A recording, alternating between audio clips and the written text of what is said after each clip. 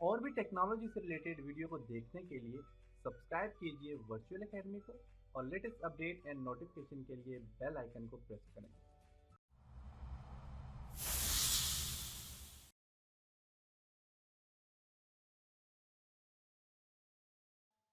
अस्सलाम वालेकुम dear students. आज के लेसन में हम डेटा मेन्यू के ऊपर डिस्कस करेंगे। और डेटा मेन्यू में अगर आप देखें तो आपके पास यहाँ पे काफ़ी सारे ऑप्शन ऐसे हैं जैसे कि from Access, from web, from text, from other sources में एसक्यूएल है। तो ये जितनी भी चीज़ें हैं ये डेटाबेस के लिए यूज़ होती हैं, एसक्यूएल के लिए यूज़ होती हैं या फिर माइक्रोसॉफ्ट एक्सेस के लिए यूज़ होती हैं जो कि डेटाबेस से रिलेटेड सॉफ्टवेयर है अलग से। तो हम माइक्रोसॉफ्ट एक्सेल के बाद पावर पॉइंट और पावर पॉइंट के बाद माइक्रोसॉफ्ट एक्सेस पे कंप्लीट काम करेंगे। तो उसमें मैं आपको बताऊंगा कि डेटा का फंक्शन यहाँ पे कैसे यूज हो रहा है।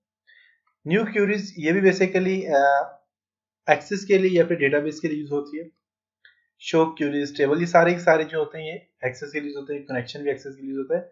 सॉर्ट एंड फिल्टर हमने होम में अगर आप देखें तो आपके पास होम में आपके पास यहाँ पे सॉर्ट एंड फिल्टर का ऑप्शन यहाँ पे दिया हुआ है। यहाँ से हमने सॉर्ट एंड फिल्टर पे काम किया था। इससे डेटा में हम जाते हैं। सॉर्ट एंड फिल्टर के बाद आपके पास यहाँ पे फ्लैश फिल भी हमने होम में फिल के अंदर हमने फ्लैश फिल का फंक्शन यूज किया था। और इससे डेटा में और भी कुछ चीजें जो हमने यूज की हैं, कुछ ऐसे ऑप्शन हैं जो यहाँ पे यूज नहीं होते, डेटाबेस के लिए यूज होते हैं या एक्सेस के लिए, माइक्रोसॉफ्ट एक्सेस के लिए या फिर माई एसक्यूएल के लिए यूज होते हैं। तो माई एसक्यूएल जो होता है ये बेसिकली स्ट्रक्चर क्यूरी लैंग्वेज होती है। तो इस पे भी हम देखेंगे माई एसक्यूएल एंड पीएचपी के कंप्लीट कोर्स हम डिजाइन करेंगे। तो उसमें आपको इन चीजों के कॉन्सेप्ट पता चल जाएंगे कि ये इनका क्या फंक्शन होता है। तो ऐसी चीजें जो यहाँ पे यूज होती है माइक्रोसॉफ्ट एक्सेस में, सॉरी माइक्रोसॉफ्ट एक्सेल में, तो उन चीजों के ऊपर आज हम डिस्कस करते हैं। और बाकी जो चीजें रह जाएंगी जो कि एक्सेस या डेटाबेस से रिलेटेड या फिर माई एसक्यूएल से रिलेटेड है तो वो हम वहां पे करेंगे। तो यहाँ पे सबसे पहले आपके पास यहाँ पे आ जाता है जी रिमूव डुप्लीकेट्स। रिमूव डुप्लीकेट पे क्लिक करें। ओके, तो यहाँ पे आपको कह रहा है कि आपके पास कोई भी डुप्लीकेट यहाँ पे नहीं है, या फिर आप रेंज सेलेक्ट करके देख लें। सिलेक्ट ऑल, सब में से सारे कॉलम में से डुप्लीकेट आपने यूज सर्च करने ओके करें तो आपको कह रहा है देखिए कोई भी डुप्लीकेट वैल्यू यहाँ पे फाउंड नहीं हुई। अगर होती तो उसको ये रिमूव कर देता है। उसके बाद है डेटा वैलिडेशन। डेटा वैलिडेशन क्या होता है कि जैसे कि मैंने यहाँ पे देखें तो यहाँ से यहाँ तक ये जो रेंज मैंने दी है जिसमें इंग्लिश, फिजिक्स, केमिस्ट्री, बायो, तो ये टोटल मार्क्स 100 थे। अगर गलती से टाइप करते हुए, फॉर एग्जांपल जल्दी में टाइप करते हुए आपके पास 85 है, 85 के पीछे 1 लग जाता या फिर 5 के आगे 1 लग जाता तो ये 851 आ जाता और या फिर 185 आ जाता। टोटल मार्क्स 100 है और 185 आता तो आगे टोटल मार्क्स में भी यहाँ पे ऑब्टेन मार्क्स में भी यहाँ पे चेंजिंग आ जाती, परसेंटेज भी 100 से ज्यादा चली जाती और ग्रेड में भी फर्क पड़ता। तो इसके लिए कोई ऐसा तरीका होना चाहिए कि ये 0 और 100 के बीच में ही वैल्यू जो है तो आप इनपुट दे सकें। इसके अलावा अगर आप देते हैं तो कोई एरर आ जाए तो उसके लिए आपने क्या करना है, डेटा वैलिडेशन का फंक्शन यूज करना है। डेटा वैलिडेशन पे क्लिक करता हूँ मैं यहाँ पे और अलाउ में आपने यहाँ पे ऐड करना है एनी वैल्यू में आपने होल नंबर पे क्लिक करना है। बिटवीन मैं चाहता हूँ जो मिनिमम वैल्यू है वो 0 और मैक्सिमम जो वैल्यू वो 100 और 0 के बीच में वैल्यू दूं। उसके अलावा अगर मैं देता हूं तो ये यहाँ पे एरर दे दे या फिर यहाँ पे वो वैल्यू ऐड ही नहीं करेगा। तो यहाँ तक ये रेंज सिलेक्ट करने के बाद मैं यहाँ पे क्या करता हूँ, इनपुट मैसेज। जब मैं वैल्यू यहाँ पे इनपुट, क्योंकि मुझे पता होना चाहिए कि मेरी यहाँ से यहाँ तक मैंने रेंज दी है, तो उस रेंज के अंदर जब मैं अपना पॉइंटर लेके जाऊं तो वो मुझे कोई इनपुट दे दे। तो उसके लिए मैं यहाँ पे दे देता हूँ जी, for example please input your value. और यहाँ पे एरर अलर्ट में यहाँ पे ऐड कर लेता हूँ स्टॉप और टाइटल में दे देता हूँ सॉरी। अगर कोई एरर आ जाता है, मीन 0 से कम वैल्यू दे देता हूँ या फिर 100 से ज्यादा दूं तो उसमें ये एरर दे दे।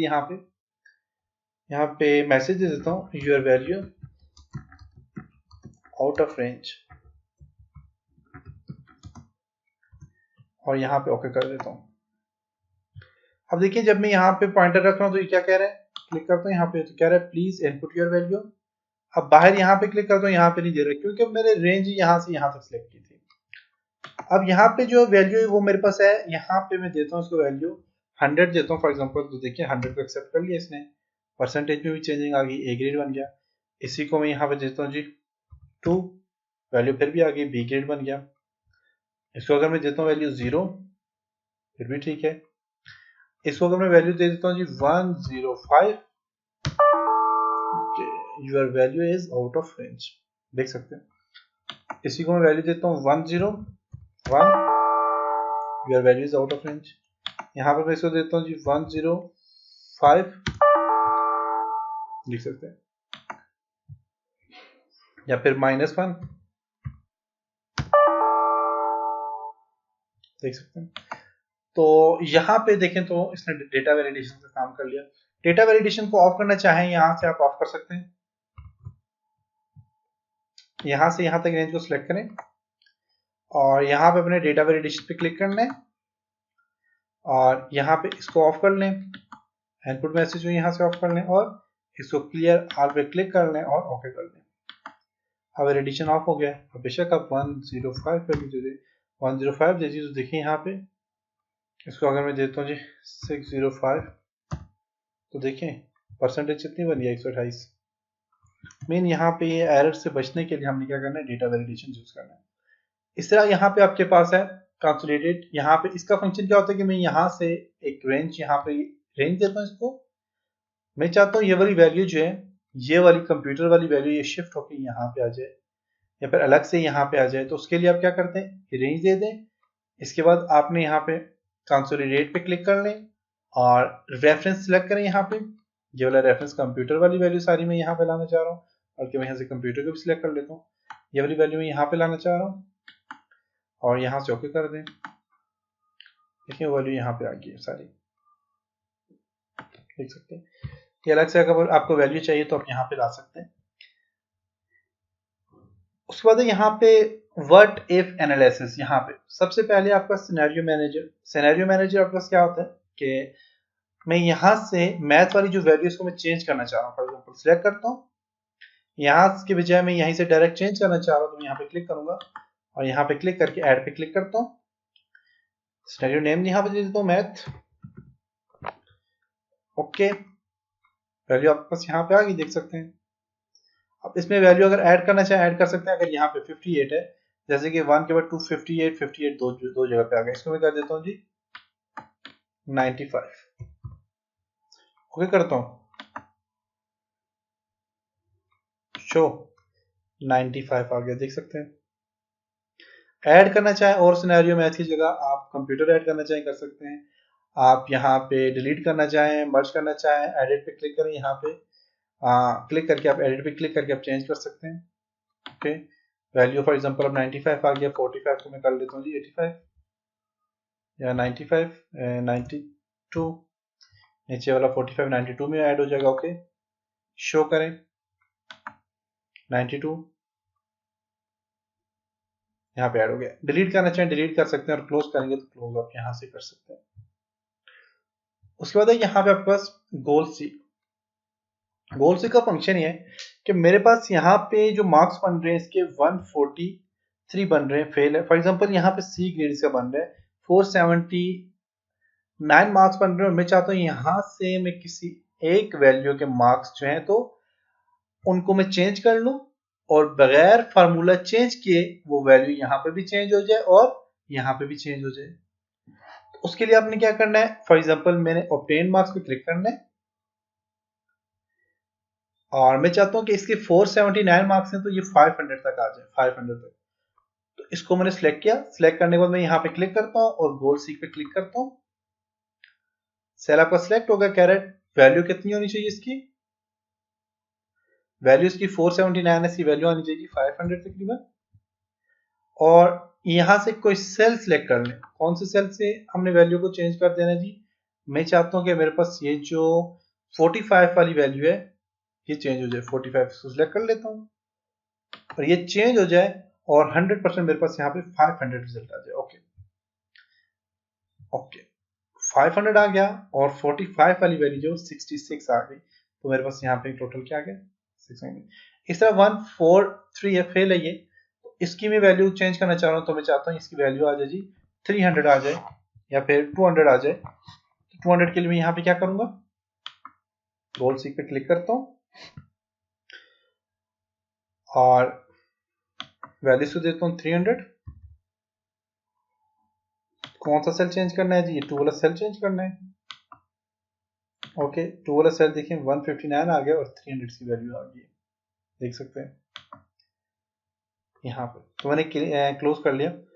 इसकी मैं वैल्यू चाहता हूँ 200 आ जाए, 300 की जगह 200 आ जाए। क्लिक करता हूँ यहाँ पे, बोर्ड सी पे क्लिक करता हूँ, 200 वैल्यू आ जाए। और सेल कौन सा चेंज हो जी, ये वाला सेल चेंज हो। सॉरी यहाँ पे फॉर्मूला नहीं है, इस वैल्यू को मैंने चेंज करना था। इसको सिलेक्ट करें, बोर्ड सीक 200 वैल्यू आ जाए। कौन से सेल से, इस सेल से आप सिलेक्ट कर लें सेल।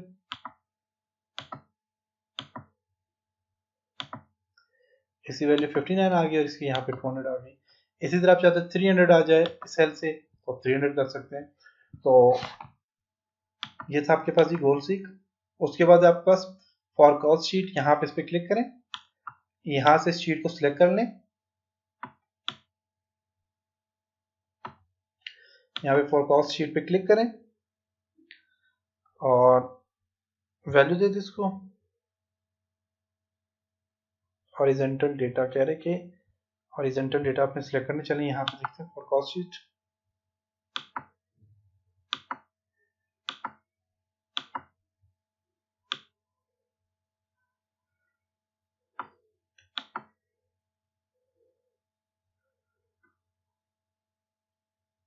सॉरी हॉरिजॉन्टल नहीं, historical data to create viewer for cost sheet for sheet.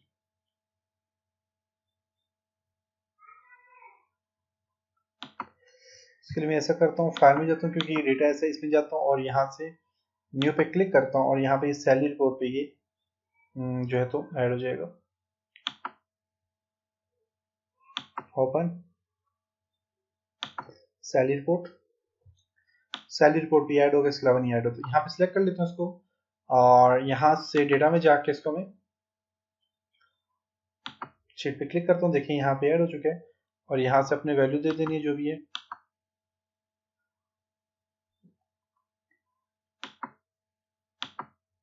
देखिए यहाँ पे फॉर कॉस्ट शीट यहाँ पे ऐड हो चुकी है, बन गई। तो ये शीट होती है फॉर कॉस्ट शीट।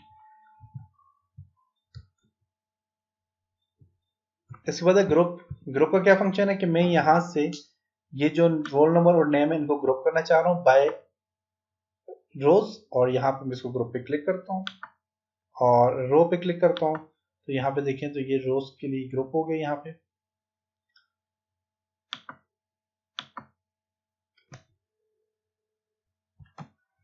ओके तो मैं यहाँ से इनको सिलेक्ट करता हूँ और डेटा में जाके तो इसको ग्रुप पे क्लिक करता हूँ, रो को ग्रुप यहाँ पे देखिए तो रो को मैंने क्या कर दिया, ग्रुप में कन्वर्ट कर लिया। इस तरह कॉलम, अब यहाँ से लेकर यहाँ तक मैं ये जो सारा डेटा है इसको भी मैं ग्रुप करता हूँ और इसको कॉलम वाइज में ग्रुप करता हूँ, कॉलम वाइज ग्रुप हो गया। ग्रुप को अनग्रुप करना चाहें, अब देखें ये ग्रुप का फायदा क्या है कि आपको यहाँ से ये बता रहा है कि ये एरिया एक ग्रुप है और यहाँ से लेकर यहाँ तक का जो एरिया ये भी ग्रुप बन गया है।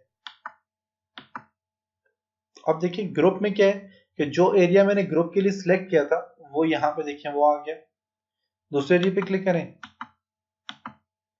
तो देखिए वो कंप्लीट आपका शीट आ जाती है। इस तरह यहाँ से आपने ग्रुप वाले पे क्लिक करें तो जो एरिया आपने ग्रुप के लिए दिया था वो आ जाएगा और सेकंड वन पे क्लिक करेंगे तो बस कंप्लीट डिटेल आ जाएगी। तो आप यहाँ से ग्रुप पे काम कर सकते हैं। अब ग्रुप को खत्म करने के लिए यहाँ पे क्लिक करके अनग्रुप पे क्लिक कर लें, रो को क्लिक करें, रो आपका अनग्रुप हो जाएगी जो कि यहाँ से यहाँ तक हमने ये रो दी थी। इसको अनग्रुप करने, यहाँ से यहाँ तक अनग्रुप पे क्लिक करें और ये आपके पास रो आ जाती है, अनग्रुप हो चुकी है, देख सकते हैं। इसका कॉलम जो हमने दिया था ये कहाँ से कहाँ तक दिया था, ये हमने दिया था जी यहाँ से लेकर यहाँ तक, यहाँ से इंग्लिश से लेकर यहाँ तक, इसको भी अनग्रुप पे क्लिक करता हूँ और ये कॉलम है, ओके करता हूँ तो ये भी क्या हो जाएगा आपस अनग्रुप हो जाएगा। सब टोटल है, सब टोटल में ग्रैंड टोटल का फंक्शन यहाँ पे यूज होता है। इसके लिए आप यहाँ से एरिया सेलेक्ट करें, फॉर एग्जांपल टोटल मार्क्स को सिलेक्ट करता हूँ, उसे ग्रैंड टोटल करना चाह रहा हूँ या फिर ऑब्टेन मार्क्स का ग्रैंड टोटल करना चाह रहा हूँ। एक जगह छोड़ दी और यहाँ पे सब टोटल पे क्लिक किया, यस ओके।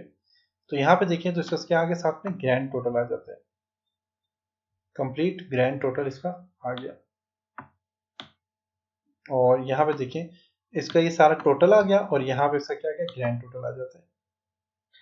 तो ये टोटल का फंक्शन है, सब टोटल का फंक्शन है। तो ये था जी आज का लेसन, उम्मीद है आपको यहाँ तक समझ आया होगा। इंशाल्लाह नेक्स्ट लेसन में हम रिव्यू के ऊपर काम करेंगे, रिव्यू के ऊपर काम करेंगे, उसके बाद हम कुछ फार्मूले जो रह गए हमसे उनके ऊपर डिस्कस करेंगे, फिर हमारा माइक्रोसॉफ्ट एक्सेल इंशाल्लाह कंप्लीट हो जाएगा। तो नेक्स्ट लेसन मिलते हैं, तब तक अपना ख्याल रखिएगा।